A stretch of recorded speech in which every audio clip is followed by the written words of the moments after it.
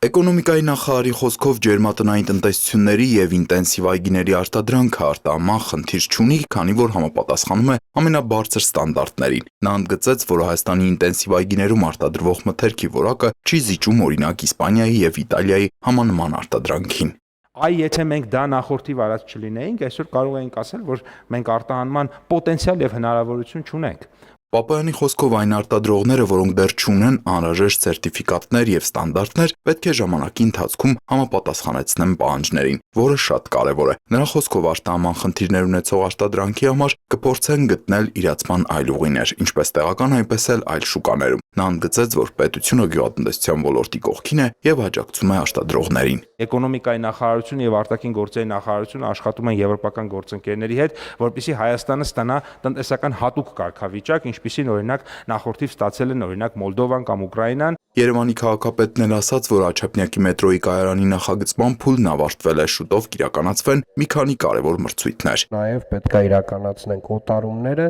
եւ իրականացնենք արդեն իսկ շինարարական աշխատանքների մրցույթը,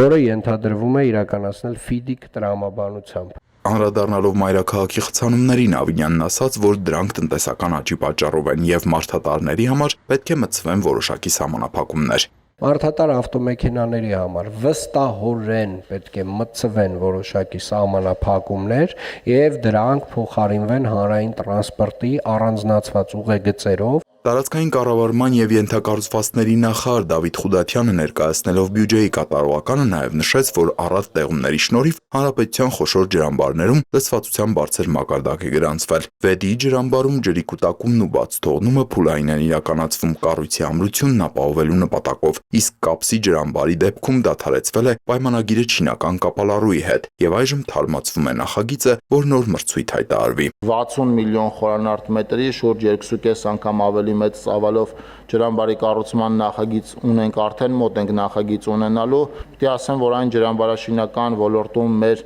ամենախոշոր ծրագիրն է եւ մեր ուշադրության կենտրոնում է։ Շրջակա միջավայրի նախարարն էլ նշեց, որ 5 խոշոր ջրամբարներում լցվածությունը գրեթե 100% է։ Նրա խոսքով Սևանա լճի մակարդակը նախորդ տարվա նույն ժամանակահատվածի հետ համեմատ 6 սանտիմետրով ցածր է, սակայն լցման տեմպը վերջին 10 տարիների ամենաբարձրերից է։ Կարծում եմ, որ առաջիկա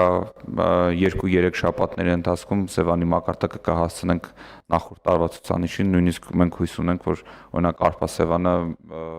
կշարունակի գործել եւ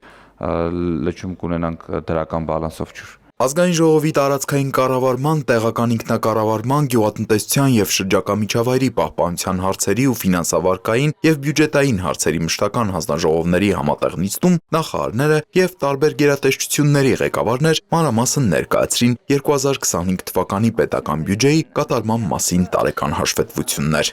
Տիգրան Հովակիմյան, Լևոն Խաչատրյան, Հորիզոն։